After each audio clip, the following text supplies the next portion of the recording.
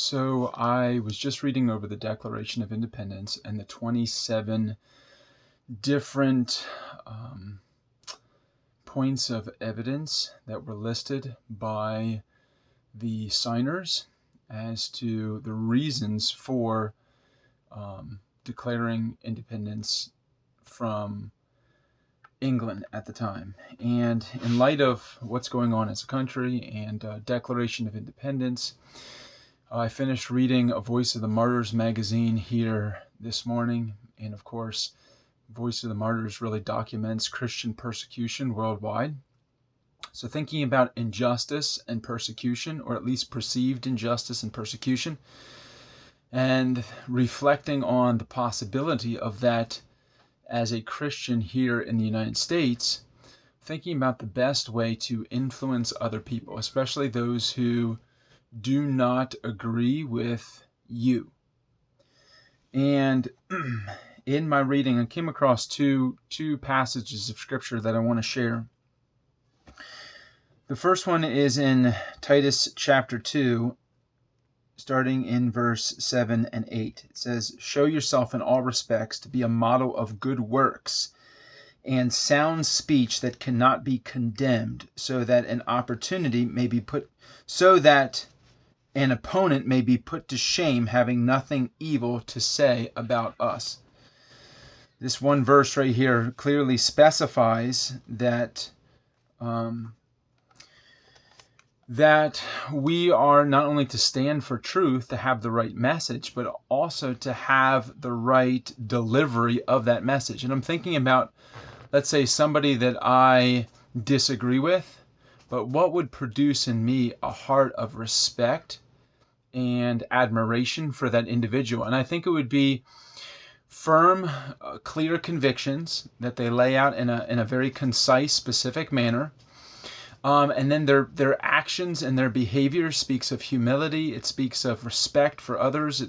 It's their communication is through the context of love, gentleness, self-control, patience. All of these qualities that even though we may disagree with their conclusions, we can arrive at a place of mutual respect for them because of their approach. So I'm thinking about the Bible's prescription for how to change hearts. And to change hearts, the Bible clearly says, at least here in this passage, that we are to give our opposition no fuel to say anything evil against us. So that's an incredible amount of responsibility on our speech as well as our actions to walk out a lifestyle that is consistent with the message.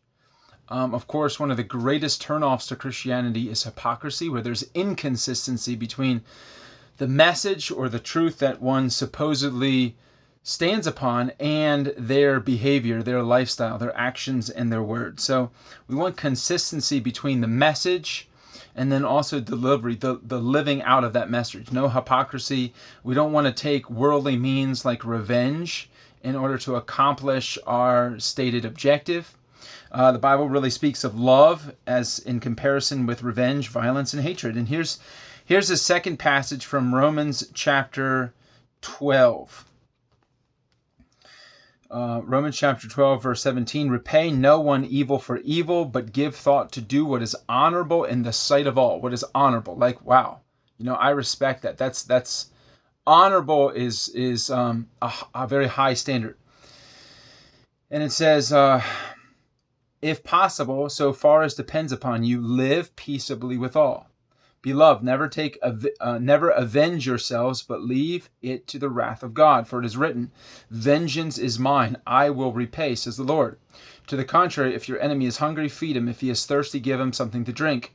And by doing this, you will heap burning coals on his head. Do not be overcome by evil, but overcome evil with good." Overcome evil with good. So if we perceive that there is evil and we are standing for the truth, we're standing for what is right according to a divine standard. I love how in the Declaration of Independence, the signers wrote down according to the laws of nature and of nature's God. So they were appealing to a authority, a supreme authority that was above and beyond human government when they were fighting for the rights of citizens, in which government was to protect. So they were kind of appealing to a higher standard. And when we have that truth, when we have that good, that higher standard, we're to overcome evil with love and truth, and not to give in to the world's ways of doing things, and lower our standard of speech and action to try to accomplish things according to the world's ways. So these two passages, Titus chapter 2, verse 8, and Romans chapter 12, the last few verses here in Romans chapter 12, really a convicting truths, scriptural truths for me in particular, because it places an emphasis of personal responsibility on our actions, on our words, when we attempt to communicate and when we attempt to change the minds of other people. There's a lot going on as a country, and there was a lot going on back at the American Revolution. I think back to the Boston Massacre and Boston Tea Party. I'm not quite sure that those actions, those events were in line with the highest level of Scripture here in these two passages that we just read about. So when I'm thinking about this, seeing that it's the 4th of July weekend and all of the conflict and the division that we're facing as a country, and there's something to be said that hearts are naturally changed and have been.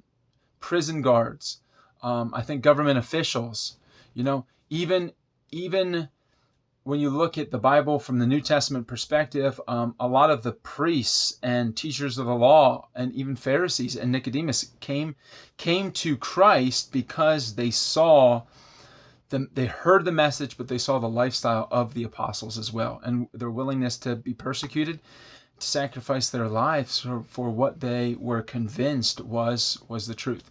So that's the challenge for us today, is as we engage in dialogue with others who may see things differently than us, if we are truly to win them, we've got to have a very clear argument that's based on evidence above and beyond our own perspective and feelings.